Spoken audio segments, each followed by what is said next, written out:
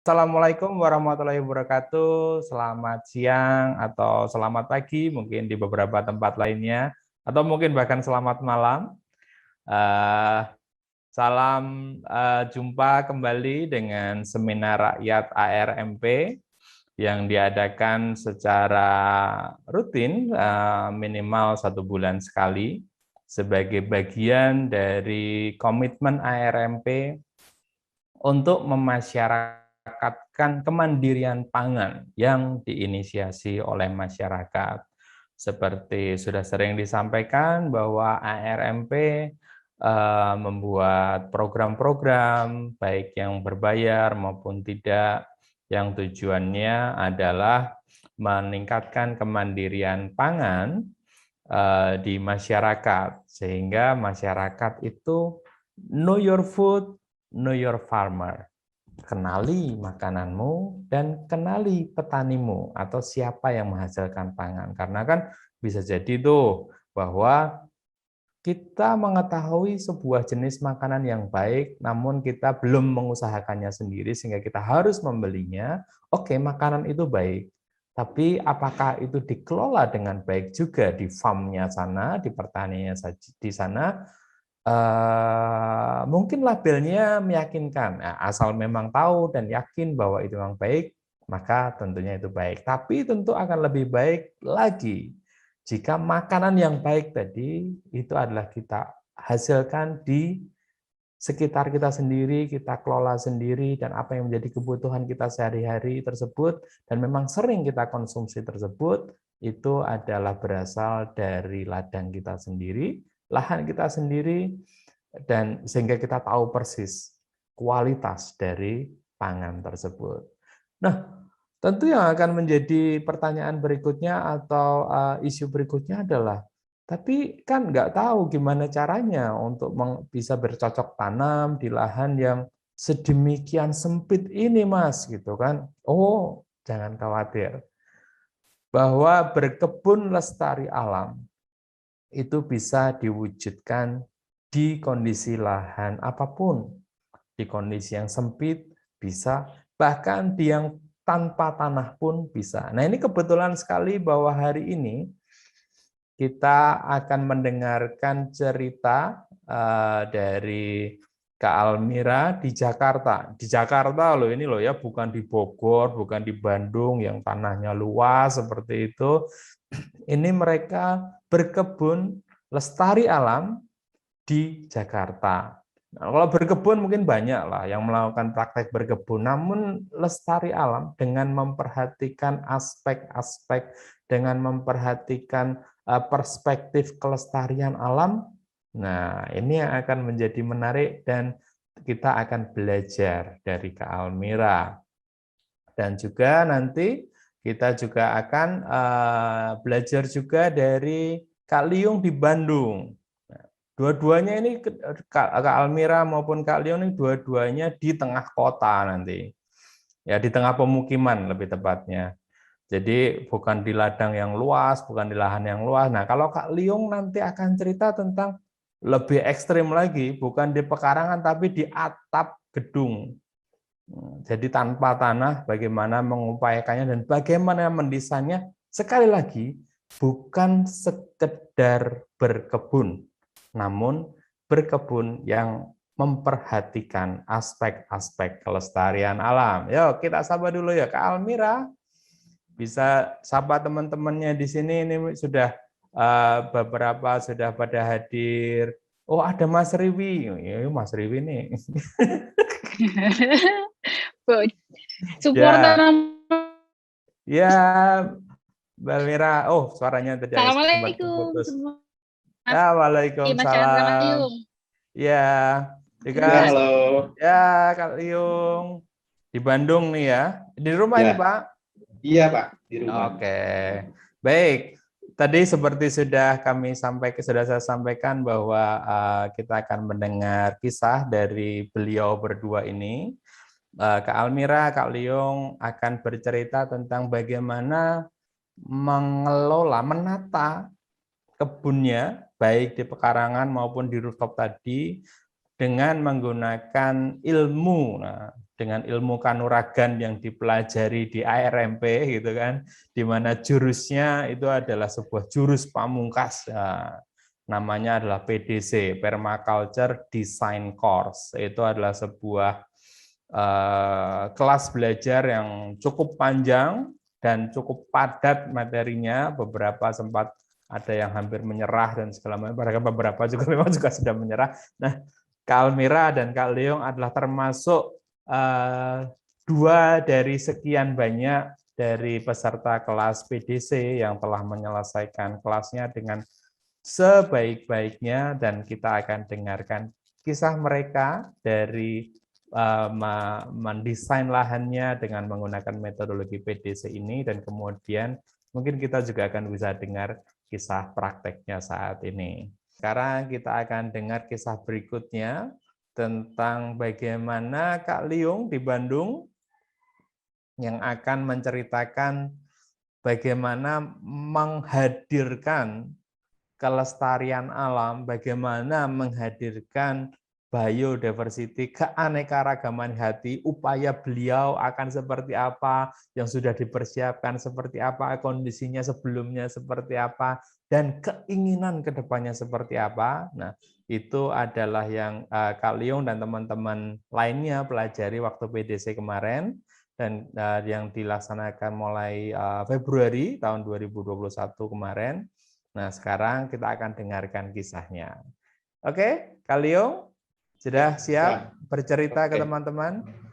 Oke, saya mulai share screen dulu ya. Baik, silakan Kak Liung.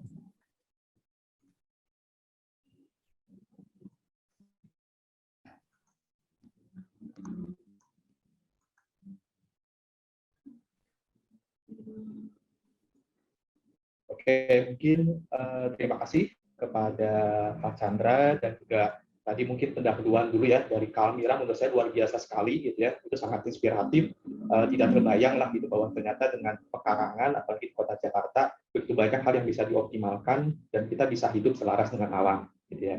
Nah, sebelumnya saya mungkin ingin berterima kasih dulu kepada ARMP, kepada Pak Chandra, Pak Anam, Bu Duma, rekan-rekan sekalian juga, dan juga mungkin peserta yang hadir yaitu pada webinar kali ini gitu ya.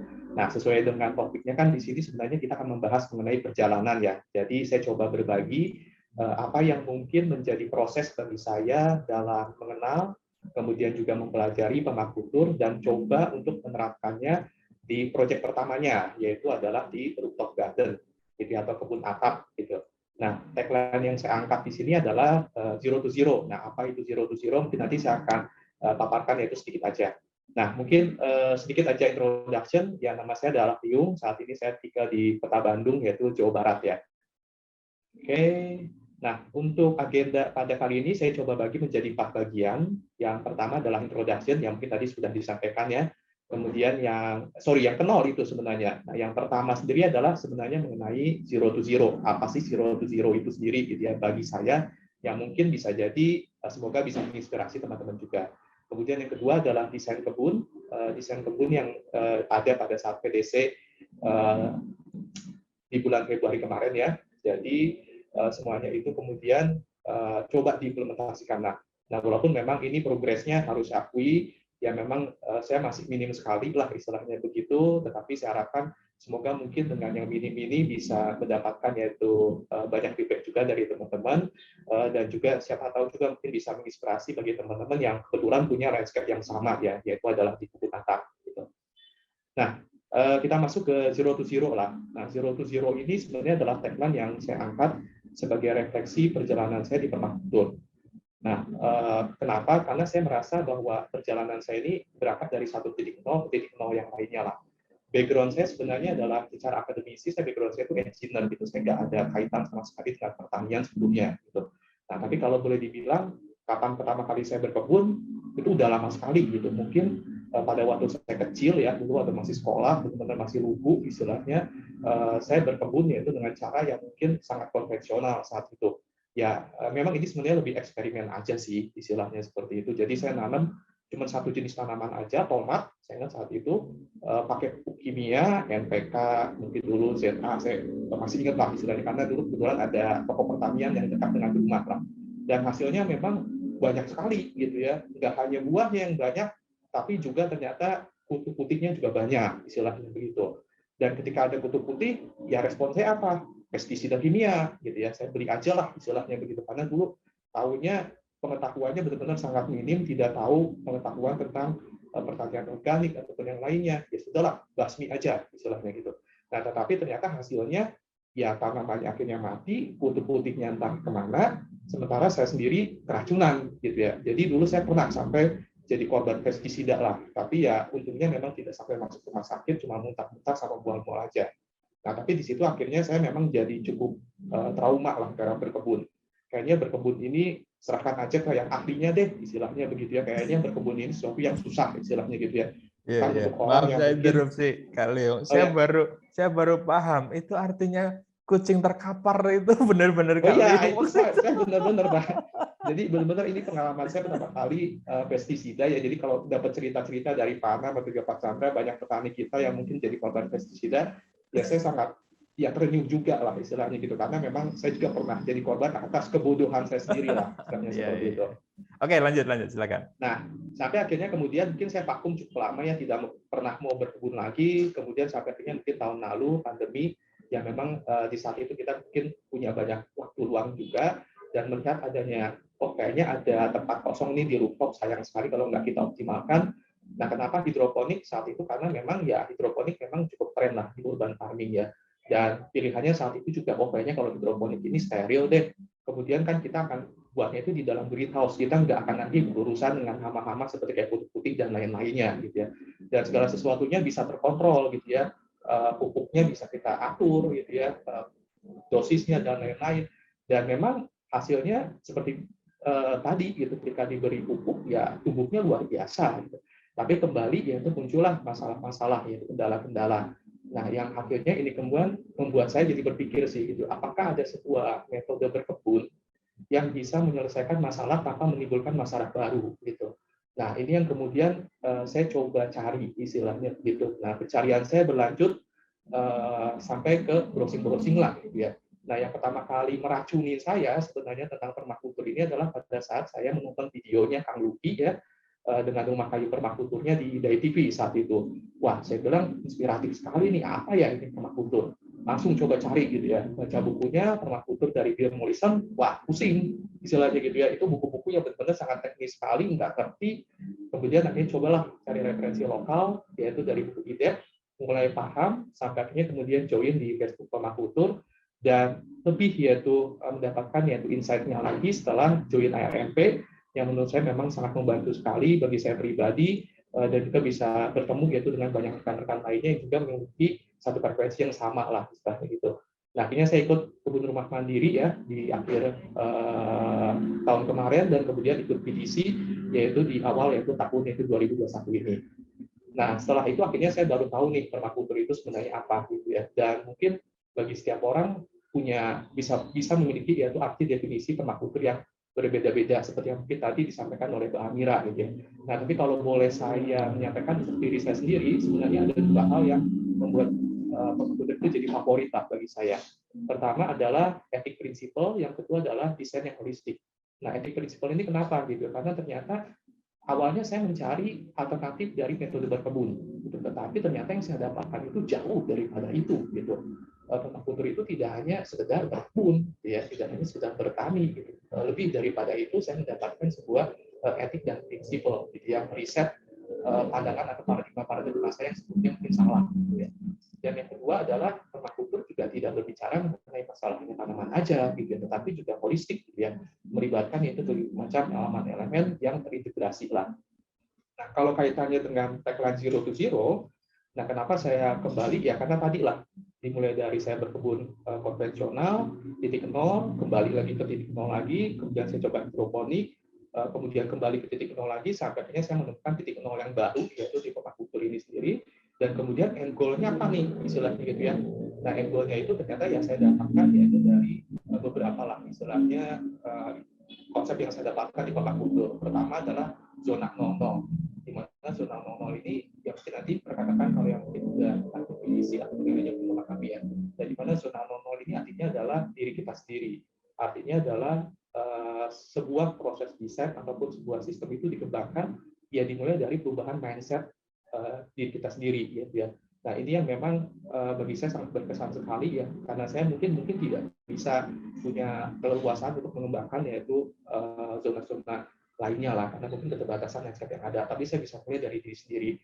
Tujuannya apa? Ya end goal akhirnya nanti memang bisa membuat sebuah sistem yang circular ya, seperti angka 0 kan itu ya, di mana di situ ada zero waste ya, di mana sampah itu seperti yang sempat disebutkan oleh Pak Ana, itu tidak ada sebenarnya konsepnya di alam, itu sebenarnya hanya manusia alam yang sebenarnya menciptakan konsep sampah itu sendiri. Nah, itu kurang lebih sebenarnya background-nya lah dari tagline Zero to Zero ini sendiri.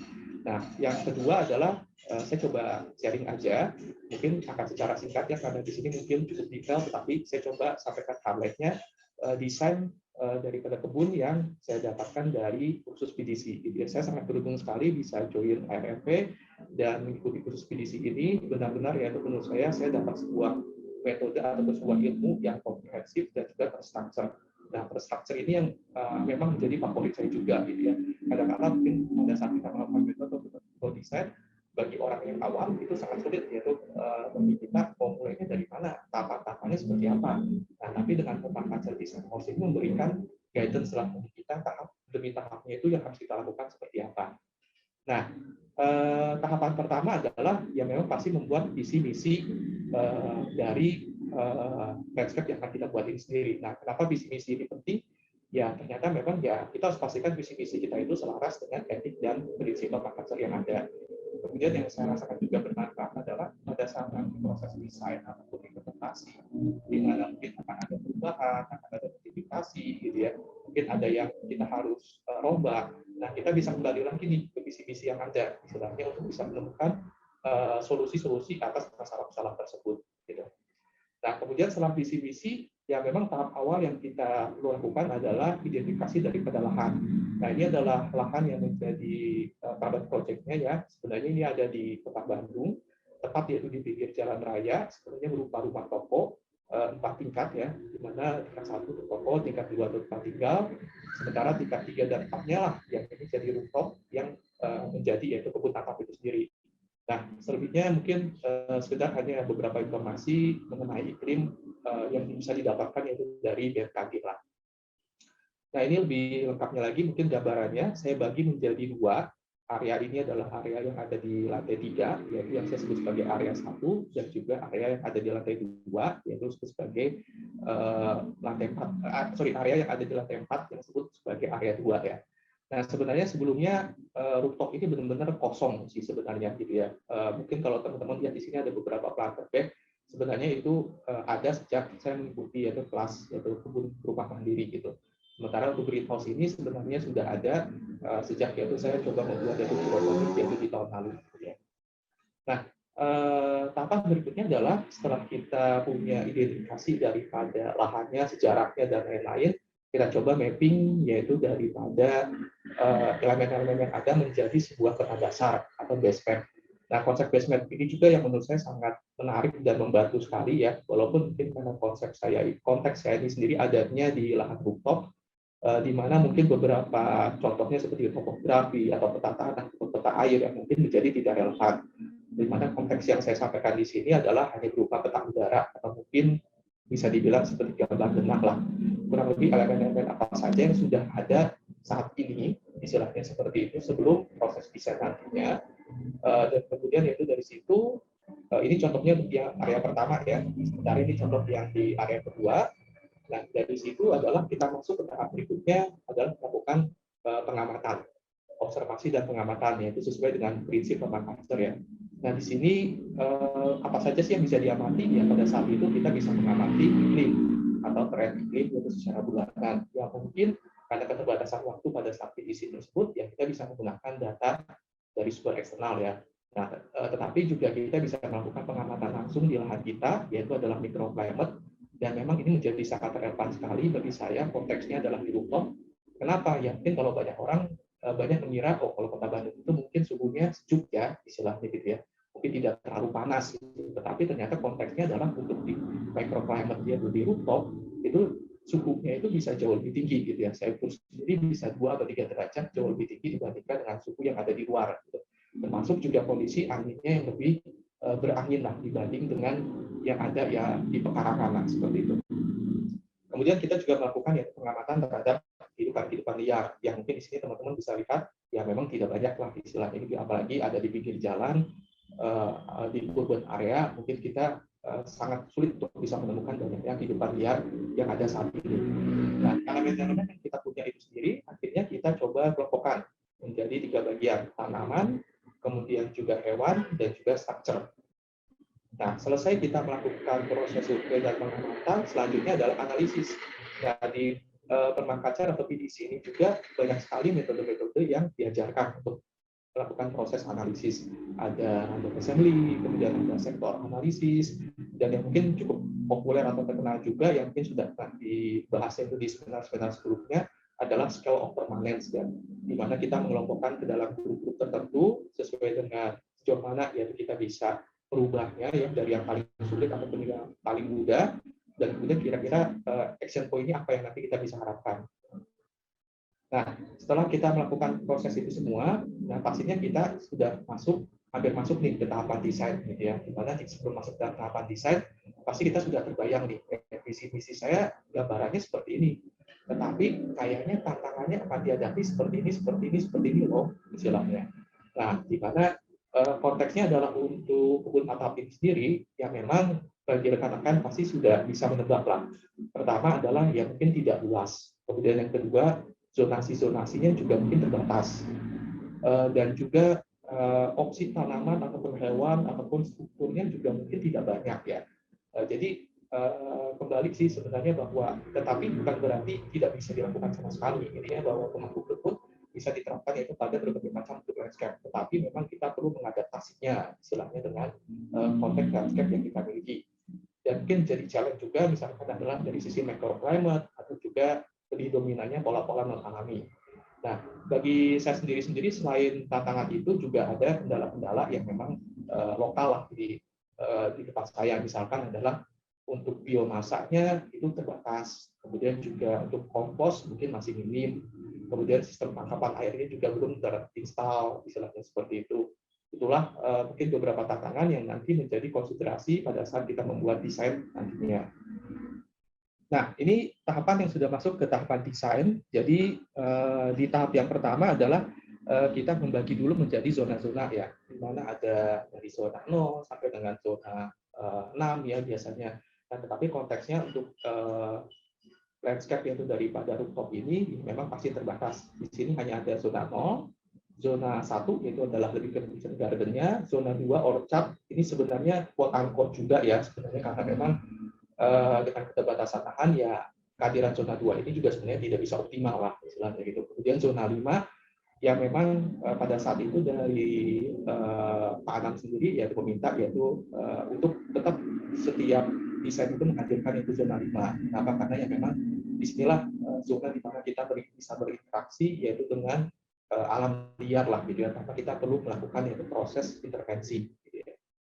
Nah, ini adalah untuk yang area pertama ya di lantai 3, sementara ini adalah di area kedua di lantai 4. Kalau yang di lantai 4 karena lahannya juga lebih terbatas, tidak banyak, hanya ada 2 zona.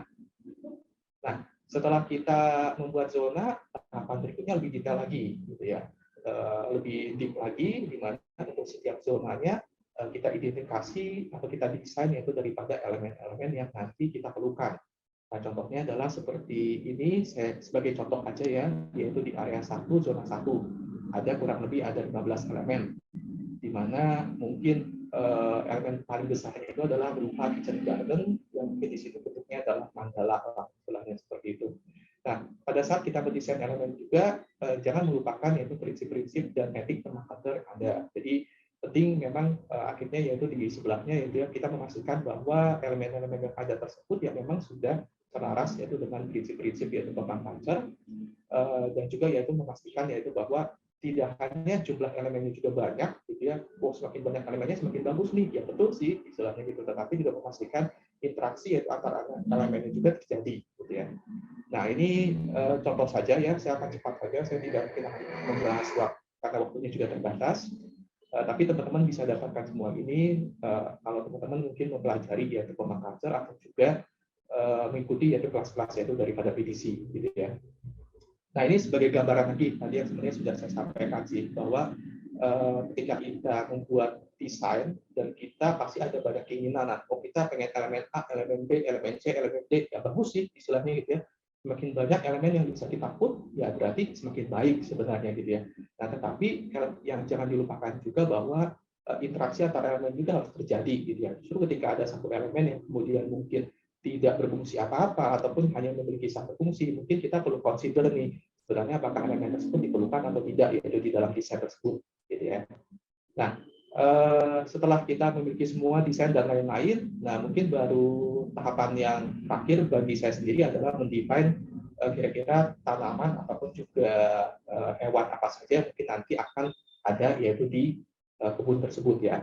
Nah, di mana setiap ini kita sudah punya plan mungkin dari tanaman-tanaman apa saja yang mungkin kita suka makan atau kita sukai gitu ya. Tidak hanya mungkin sebagai makanan juga, bisa juga sebagai ornamental, kemudian juga bisa sebagai refugia gitu ya, dan lain-lain. Dan kira-kira tanaman ini nanti akan ada di zona ataupun area yang mana, istilahnya seperti itu. Nah, semua ini sebenarnya nanti sangat membantu sekali sih. Jujur, bagi saya dalam mengikuti kelas PDC, dengan mengikuti yaitu proses yang terstruktur ini membantu saya dalam proses implementasinya. Gitu ya. Karena memang harus akui saya ini cukup weak lah dalam hal implementasi gitu. Tetapi kalau ada guidance-nya minimal walaupun lambat, tetapi kita sudah kira-kira punya bayangan ataupun ketika ada kendala kita bisa kembali lagi review lagi desain yang ada. Nah, sekarang kita masuk ke progres ya. Nah, mungkin untuk di progres ini mohon maaf sebelumnya mungkin tidak banyak nih yang bisa saya sharing juga, tetapi mudah-mudahan itu bisa menginspirasi bagi rekan-rekan semua. Nah, ketika kita berbicara mengenai progres, memang ada baiknya kita punya project timeline, gitu ya, sebagai pegangan kita sendiri, sehingga bisa membantu kita melakukan proses tracking, kira-kira mana yang sudah selesai, belum selesai. Nah, contohnya konteks di sini adalah udah ada di bulan ke-7 ya, bagi saya, karena 6 bulan yang lalu terakhir pada saat selesai mengikuti BDC, yang hijau adalah yang sudah terselesaikan, sementara yang abu-abu ini yang belum terselesaikan. Masih banyak sekali elemen yang belum terselesaikan, bisa dikatakan mungkin sekarang progresnya itu ya baru 20-30% lah istilahnya, dan saya perkirakan kayaknya 12 bulan pun kayaknya saya nggak cukup deh istilahnya begitu ya. Tapi nggak apa-apa, saya nikmatin aja proses yang ada istilahnya, dan sembari yaitu terus belajar dan juga mendapatkan yaitu ilmu-ilmu juga dari rekan-rekan sekalian ya. Nah, ini mungkin gambaran saja di area 1 ya, di area kitchen garden, kurang lebih baru seperti ini nih yang ada, istilahnya mungkin teman-teman bisa lihat. Kita akan coba bahas yaitu beberapa bagian saja yang mungkin relevan. Oke, pertama ini adalah untuk di area 1 yang di zona 1 yaitu adalah kitchen garden. Nah, di mana karena konteksnya di sini adalah rooftop, mungkin terbatas lahannya. Konteks saya memang cukup beruntung juga karena rooftop ini ternyata banyak area kosong yang masih bisa saya manfaatkan gitu ya. Tetapi bagi teman-teman yang mungkin punya rooftop yang terbatas, tidak perlu berkecil hati, dapat dimanfaatkan semaksimal mungkin ruang-ruang yang vertikal gitu ya. Ini juga mungkin yang saran saya dapatkan dari Panam ya, saya ingat pada saat itu, pada saat mereview desain yang ada. Jadi hal yang saya lakukan juga adalah coba langsung membuat yaitu banyak struktur-struktur secara vertikal. Oh ya, jadi mungkin bagaimana cara saya mengimplementasikan desain ini, memang tentu pasti ada prioritas ya, di mana prioritas yang saya tetapkan lebih dahulu adalah dari sisi structure, kemudian dari sisi water, dan juga akses lah, sebelum nanti masuk ke tanaman ataupun juga hewan. Nah, di mana dari sisi structure ini saya coba buat pergola ya, dan mohon maaf juga memang saya belum bisa mengimplementasikan yaitu prinsip permaculture ya secara utuh gitu ya, mungkin kalau ada prinsip permaculture menggunakan sumber daya hayati gitu ya. Nah, mungkin kalau di sini saya masih menggunakan elemen-elemen yang mungkin contohnya seperti baja ringan, kemudian juga menggunakan paranet istilahnya gitu ya, sebagai solusi yang karena kondisinya memang rooftop itu sangat panas sekali gitu ya, dan untuk bisa mungkin menumbuhkan itu tanaman rambatan butuh waktu, ya memang akhirnya solusi ini adalah solusi yang diambil. Dan ini adalah beberapa contoh yaitu respect yang ada. Sampai saat ini sebenarnya progresnya dari 9 respect yang direncanakan itu baru jadi 1 yang fully completed, yang 2 itu sebenarnya baru rangkanya aja, istilahnya itu. Jadi memang masih banyak PR-nya lah. Dan satu lagi mungkin teman-teman bisa lihat di sini di pojok kanan itu ada insect house ya. Nah ini contoh elemen yang sebenarnya tidak ada di desain awal istilahnya. Saya nggak kepikir sebenarnya membuat ini, tapi terinspirasi dari Mas Afif ya di kebun Hanif ada insect house. Saya cari-cari tahu, oh memang bagus juga ya. Dan kalau kita kembali ke visi-visi saya kan sebenarnya ingin menghadirkan aneka ragam yaitu kehidupan. Nah penting bagi adanya rumah juga untuk serangga-serangga di sini istilahnya. Nah, ini contoh lainnya adalah di area yang lain, ya, di mana di zona-zona yang lebih ada di pinggir lah istilahnya, entah di sisi barat ataupun sisi selatan. Kebetulan di rumah ini sebenarnya sudah ada banyak teralis atau sebenarnya pagar kawat lah sebenarnya yang sangat tidak user friendly ya, sehingga memang saya sangat ingin sekali yaitu menutupi pagar kawat ini dengan tanaman-tanaman yaitu rambutan ya. Jadi kita bisa banyak sekali mengoptimalkan ruang-ruang vertikal untuknya khususnya yaitu untuk landscape yang ada di rooftop ini. Nah, kemudian ini juga contohnya adalah arbor ya, yang mungkin kita bisa manfaatkan space yang kosong di antara dua lorong, istilahnya seperti antara lorong yang kita bisa buat yaitu menjadi sebuah arbor, di mana kita nanti bisa buat yaitu tempat yaitu tanaman untuk merambat nantinya. Oke, nah selebihnya adalah apakah untuk tanaman-tanaman yang mungkin lebih besar bagaimana? Nah ini mungkin kendalanya juga sih harus diakui. Kalau kita berkebun secara rooftop, mungkin metode yang paling sering digunakan itu adalah menggunakan planter bag, gitu ya. Walaupun memang berkali-kali juga dari sesi-sesi kelas PDC, ya saya sadari, akhirnya saya menyadari juga kelemahan yaitu daripada planter bag itu sendiri, gitu ya. Di mana memang jejaring atau soil food bag-nya itu sendiri tidak bisa optimal. Kehadiran yaitu daripada pohon pun kalau mungkin ditanam di planter bag mungkin tidak bisa berinteraksi yaitu dengan elemen-elemen lainnya yang ada di kebun. Nah, tetapi memang inilah keterbatasan yang harus kita terima istilahnya dalam konteks yaitu di rooftop. Dan kebetulan karena pada saat itu sebelum mengikuti kelas BDC, KKM juga saya sudah ngeborong planter bag tuh istilahnya dari online shop ya, diskon. Jadi ya sudahlah digunakan saja istilahnya begitu ya. Dan saya coba gunakan untuk menanam memang yang lebih ke tipenya adalah perdu, semak, ataupun juga pohon-pohon kecil atau pohon-pohon buah ya. Nah ini kurang lebih pembuatan yaitu terrace bed yang saya lakukan mungkin sama seperti yang dilakukan oleh teman-teman rekan-rekan lainnya. Jadi inilah salah satu keuntungannya juga ya istilahnya bahwa kita mendapatkan sebuah metode yang terstruktur, tapi mungkin tahapan-tahapannya sama, tetapi bisa jadi bahan-bahannya berbeda. Contohnya adalah, ya misalkan saya menggunakan kardus. Kenapa ya? Karena banyak kardus yaitu di toko saya kebetulan ya. Kemudian juga bahan-bahan organik yang saya dapatkan ya dari kompos setengah jadi bisa yaitu dijadikan itu lapisan berikutnya. Kemudian menggunakan biochar dan kemudian juga media tanam yang saya gunakan juga tidak sepenuhnya 100% tanah gitu karena memang dari sesi konsultasi yang ada juga ada concern yang terkait dengan masalah berat atau juga struktur bangunannya. Sehingga memang kita harus siasati ya dengan media tanam yang memang lebih ringan.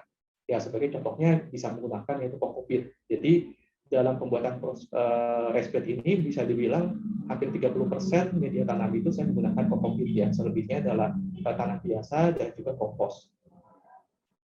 Nah, ini juga poin yang menjadi krusial bagi saya. Kenapa? Karena kebetulan itu di rumah ini air PDAM-nya itu sudah tidak berjalan, gitu ya. Jadi keperluan yaitu untuk irigasi ini harus bisa disupport yaitu dari sumber air yang lain. Dan ketika mengikuti BDC dikenalkan dengan konsep yaitu rainwater harvesting, luar biasa. Benar juga sih istilahnya konteksnya di tempat rooftop ini banyak kanopi yang bisa kita gunakan untuk menangkap air hujan. Jadi di sini ada beberapa tangkapan air hujan, bentuknya adalah toren ataupun juga drum-drum yang nanti dapat digunakan untuk keperluan irigasi, gitu ya. Dan tidak hanya itu, sebenarnya bayangan kedepannya sih untuk keperluan rumah tangga saat ini memang masih dicukupi oleh air tanah. Tapi sebagai backup, saya sebenarnya sangat berharap bisa menggunakan juga yaitu air hujan, walaupun mungkin nanti akan perlu ada proses filtrasi yang lebih lanjut, gitu ya, ketimbang yaitu mungkin air hujan yang digunakan langsung untuk keperluan berkebun. Nah ini terkait juga dengan pengairan ya, sistem yang coba diimplementasikan adalah dengan menggunakan drip irigasi dan juga drip tap. Dan karena pengennya ini adalah kebun malas istilahnya gitu ya, jadi coba dibuat otomatis juga dengan menggunakan timer dan juga valve ya. Lainnya adalah pengairan dengan menggunakan sistem pasif ya. Jadi di sini menggunakan sistem kapiler di mana dialirkan yaitu ke sebuah bak kontrol, dan bak kontrol itu nanti akan dialirkan yaitu ke pipa-pipa yang ada di bawah planter bag yang nanti diharapkan sebenarnya dapat yaitu terjadi kapilaritas di mana air itu akan naik yaitu ke atas dan memberikan kelembapan yaitu pada tanah. Nah, ini juga idenya sih sebenarnya tidak mau sering-sering menyiram lah gitu ya, karena malas istilahnya begitu. Nah, tetapi kenyataannya istilahnya sampai sejauh ini ternyata yang paling saya sering lakukan ya tetap menyiram manual, yaitu dengan menggunakan gembor istilah begitu. Ya kenapa? Yaitu karena satu, mungkin karena kemarin musim kemarau, ternyata saya juga masih salah perhitungan ya. Ternyata kapasitas toren ataupun tangki untuk penanggapan air hujan itu masih kurang, sehingga air habis, sehingga harus disiram secara manual. Tapi yang kedua juga sebenarnya dengan menyiram manual ini menyebabkan kita memaksa diri kita untuk bisa berinteraksi dengan elemen-elemen yang ada di kebun. Ya, itu pada tujuan kita berkebun juga salah satunya mendapatkan satu tempat yaitu di mana kita bisa tenang lah istilahnya. Jadi justru dengan kita menyiram ini sebenarnya membantu kita juga, tanaman ini kondisinya sehat, tanaman ini mungkin kondisinya baik, ada hewan liar ini, ada hewan liar itu, istilahnya seperti itu ya. Itu mungkin. Nah, ini adalah sebenarnya sebagai, mungkin tadi saya sempat sampaikan ya bahwa saya menggunakan sistem hidroponik sebelumnya, dan sebagai salah satu dalam proses desainnya saya hendak melakukan konversi sistem hidroponik yang ada menjadi sistem yang berbasis permakultur. Nah, di mana salah satu yang saat ini sudah dilakukan yaitu dengan menggunakan konversi sistem, mungkin di hidroponik ada istilahnya dark bucket ya, yaitu sistem menggunakan semacam kayak ember-ember seperti itu. Nah, saya coba konversi ember ini menjadi self watering pot. Jadi 2 ember ditumpuk, kemudian itu diberi media istilahnya, dan harapannya juga tidak perlu sering-sering menyiram lah gitu ya, karena kembali yaitu dengan menggunakan prinsip kapilaritas dari reservoir yang air yang ada di bawah memberikan kelembapan pada pot yang ada di atasnya gitu ya. Nah, ini adalah metode-metode composting yang saya coba terapkan, utamanya lebih banyak di vermikompos untuk sisa-sisa dari dapur, yang mungkin sisa-sisa dapur yang tidak bisa diberikan ke cacing ya, seperti contohnya kayak jeruk, bawang, ataupun juga cabai dan lain-lain ya, coba dikomposkan itu dengan menggunakan metode bukasi ya, dengan menggunakan composting ini.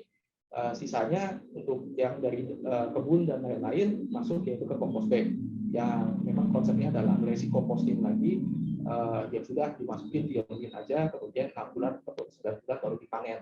Nah, tetapi memang hal ini juga yang menjadi constraint saat ini, karena kebutuhan kompos yang ada itu jauh yaitu lebih banyak daripada kapasitas yang bisa dihasilkan lah gitu ya saat ini. Jadi dengan kendala itu memang saya coba untuk lebih membuatnya step by step untuk membuat yaitu rice-bednya juga gitu ya.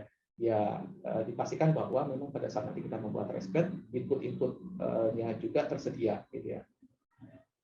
Selain kompos, sesuai dengan yang mungkin diajarkan juga ya untuk membuat tanah yang hidup itu, kita juga punya elemen yang disebut sebagai biochar ya, sebagai tempat hidupnya mikroorganisme. Jadi kebetulan memang ada kayu-kayu bekas palet seperti itu yang mungkin nggak terpakai juga. Saya coba buat semacam kayak charcoal retort yang mini ya. Sebenarnya ini hanya ada 2 kaleng yang ditelungkupkan, yang kemudian bisa menghasilkan yaitu charcoal yang kemudian ditumpuk diinokulasi menjadi yaitu biochar. Kemudian ini elemen yang lainnya adalah pada saat kita menghidupkan tanah ya kita memberikan baju ya. Nah, ini beberapa yang saya gunakan adalah daun bambu. Kalau daun bambu ini langsung mulung ya. Jadi itu adalah ilmu lainnya yang saya yakin yaitu bagi semua yang ada di kelas PDC atau permakultur juga mungkin mendalaminya lah sekarang gitu ya, karena ternyata banyak sekali sebenarnya hal-hal yang bisa kita manfaatkan, yaitu yang terus kita sebelumnya adalah sampah gitu sih. Kemudian adalah shredded paper, ini kebetulan karena memang ini adalah toko, jadi kita punya banyak kemasan-kemasan karton-karton ya, ataupun juga ya coklat ya, tetapi yang mungkin yang tidak berwarna ya.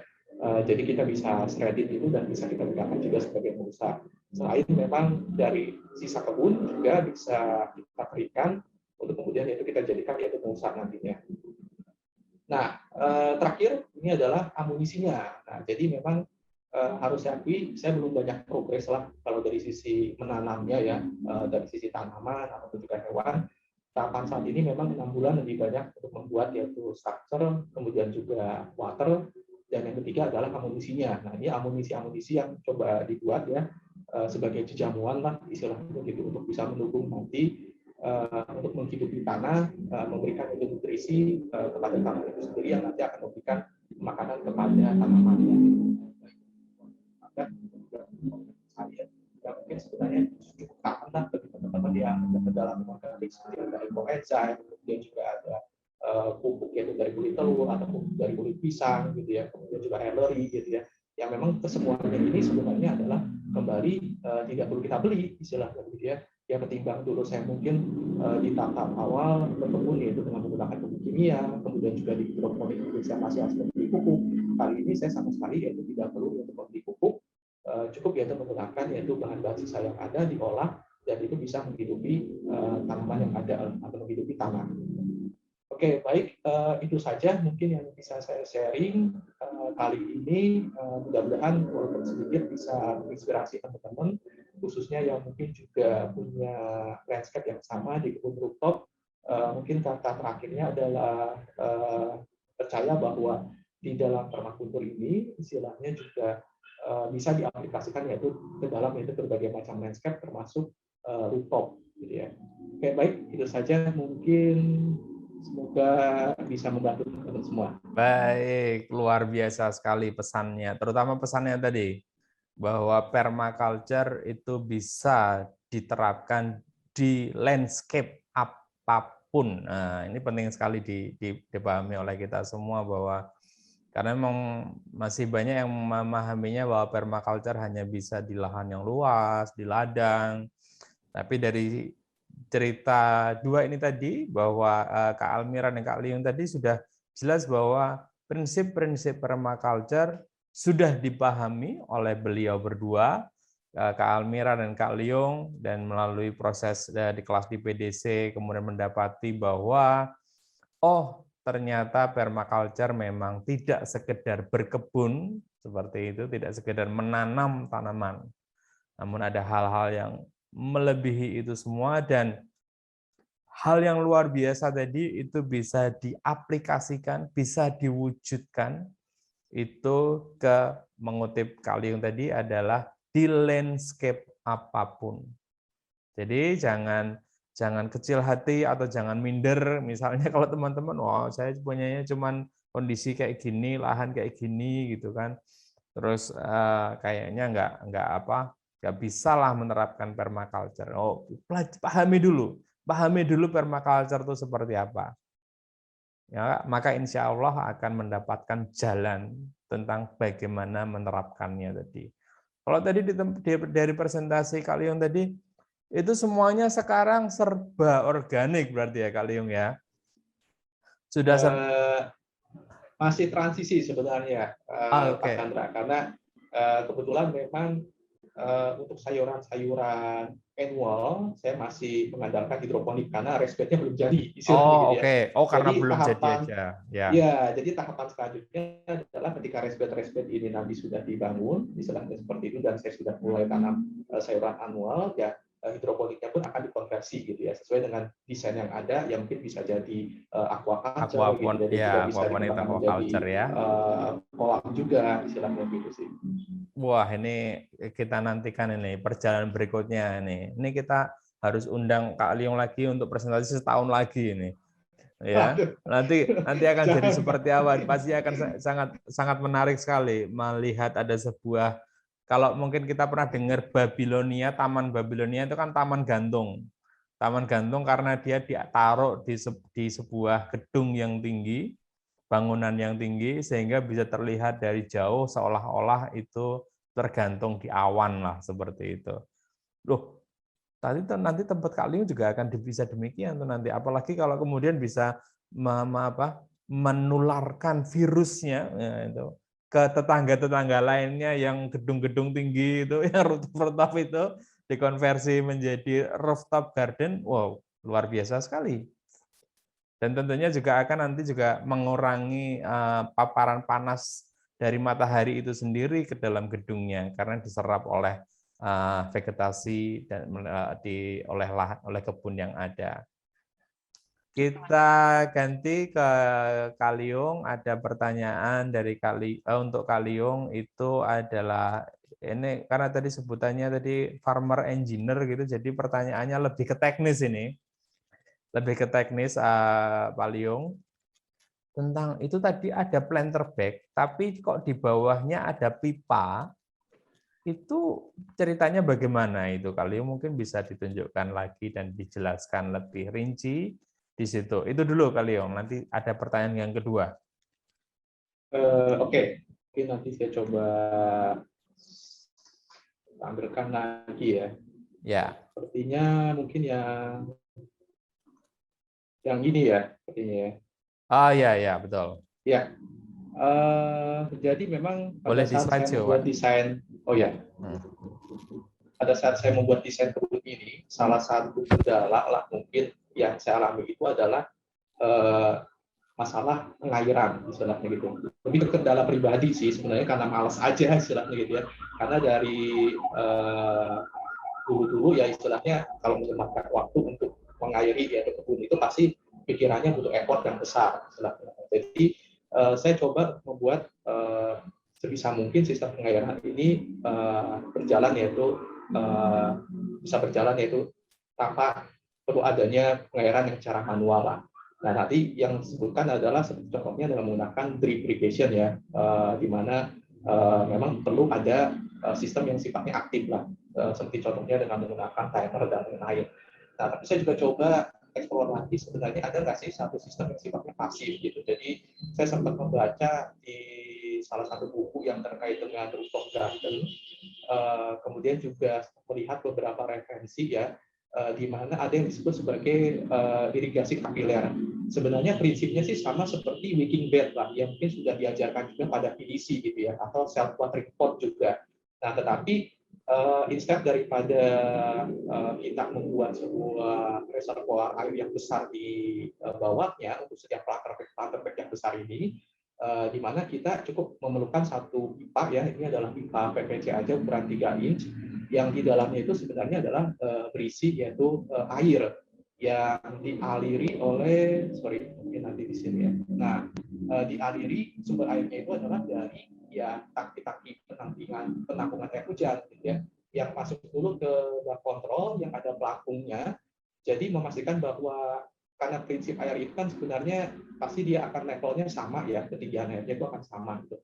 Dimana ketika ketinggian air yaitu di dalam pipa itu sudah menyentuh titik atasnya, ya pelampungnya juga akan tertutup gitu. Jadi dengan harapannya dengan sistem ini sebenarnya kita tidak perlu lagi melakukan irigasi atau penyiraman pada planter bag ini gitu ya.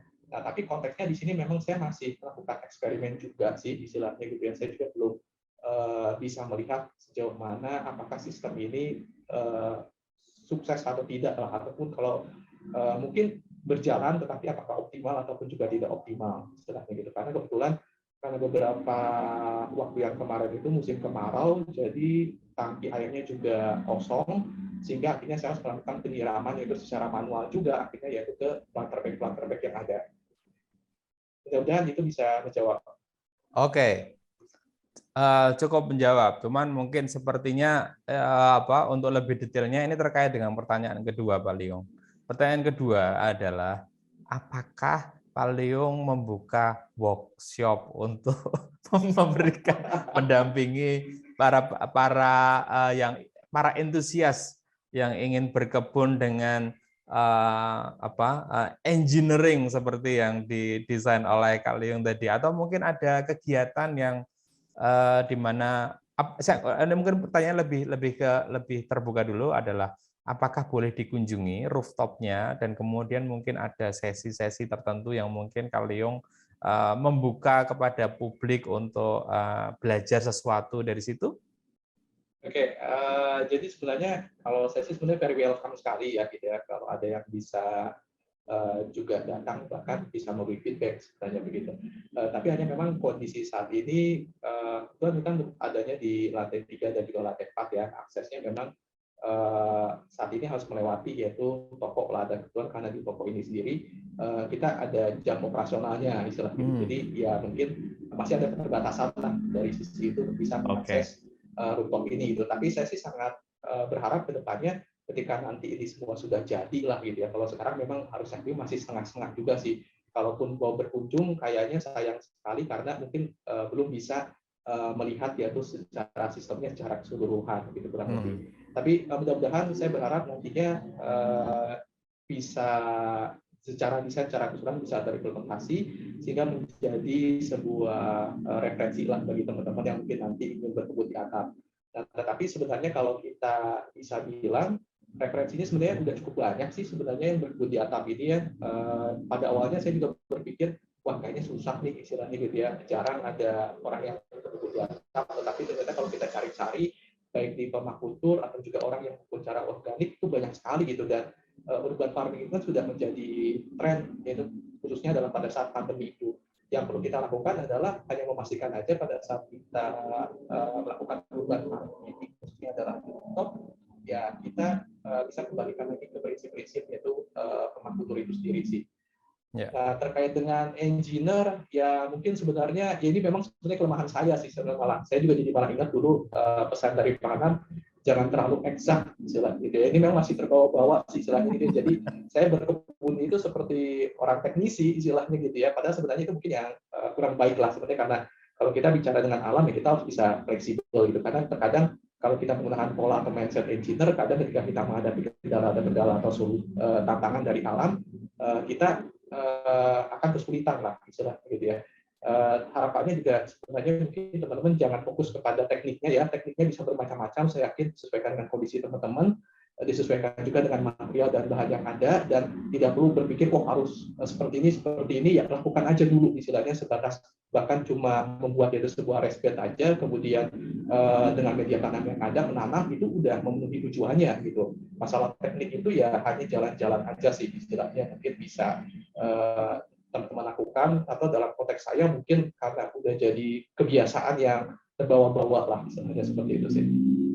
Oke, itu penting sekali tadi bahwa menjadi eksak itu memang penting, tapi juga ya nggak gitu-gitu juga kali gitu kan. Jangan berlebihan lah gitu kan. Jadi pesannya begitu ya.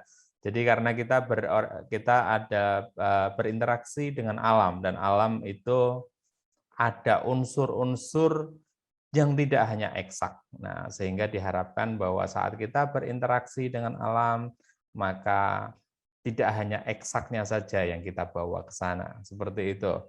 Dan masalah, tapi kan kalau tadi kan Pak Liung menyampaikan bahwa kan gardennya belum jadi sayang loh. Ini kan mau datang mau bantu-bantu ini Kak, mau bantu-bantu untuk bikin raised bed, mau bantu-bantu untuk mungkin bawa-bawa barang dari bawah ke atas itu loh Pak. Ya, memang itu jadi kendala sih sebenarnya, harus diakui. Salah satu tantangan yang mungkin di rooftop, apalagi kalau rooftopnya itu di lantai 3 atau 4 itu sebenarnya lebih ke mobilisasi material lah istilahnya seperti itu. Sampai saat ini pun contoh waktu saya membuat raised bed itu sampai butuh waktu 2 bulan gitu ya. Kenapa ya? Dimulai dari bikin framework-nya, rangkanya, kemudian sampai membawa materialnya. Saya pun beli materialnya nggak sekaligus gitu ya, karena saya bingung kalau beli tanah misalkan 1 dump truck mau ditaruh mana istilahnya gitu, dan kalaupun ada di lantai 1 kan berarti harus segera dibawa ke lantai 3, itu butuh effort yang besar sekali. Jadi ya strategi yang saya lakukan ya sudahlah, santai aja istilahnya, tidak perlu terburu-buru beli. Kalaupun kita belum harus beli material juga sekarung-sekarung aja, kita bawa 1 karung ke atas kan sedikit demi sedikit nggak terasa lah istilahnya seperti itu. Jadi kita bisa menikmati journey atau prosesnya ketimbang kita ingin melakukan semuanya secara sekaligus, tetapi kemudian akhirnya kita malah capek sendiri gitu, exhausted lah istilahnya gitu. Jadi kita masih bisa membagi dengan hal-hal yang lain sih. Sebenarnya itu mungkin tips saja bagi teman-teman yang punya kendala, khususnya dalam mobilisasi material yaitu di rooftop garden ini. Ya, jadi memang tidak ngoyo ya, tidak memaksakan diri ya.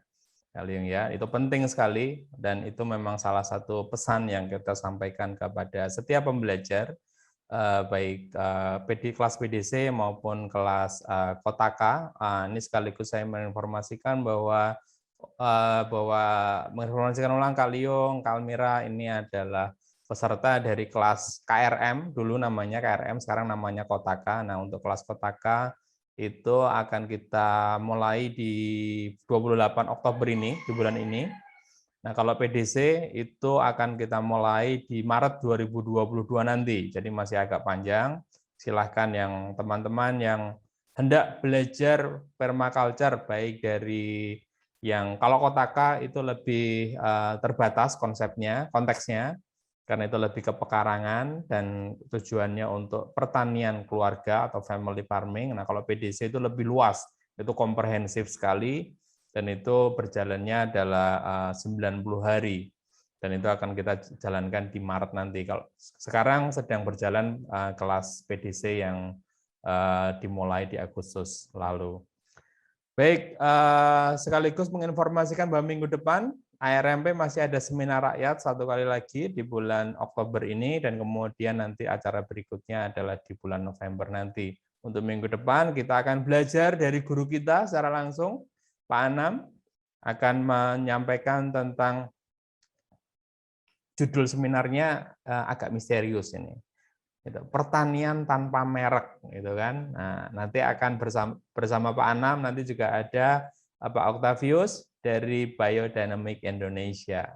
Kita akan dengarkan cerita sekaligus ya kuliah dari beliau berdua.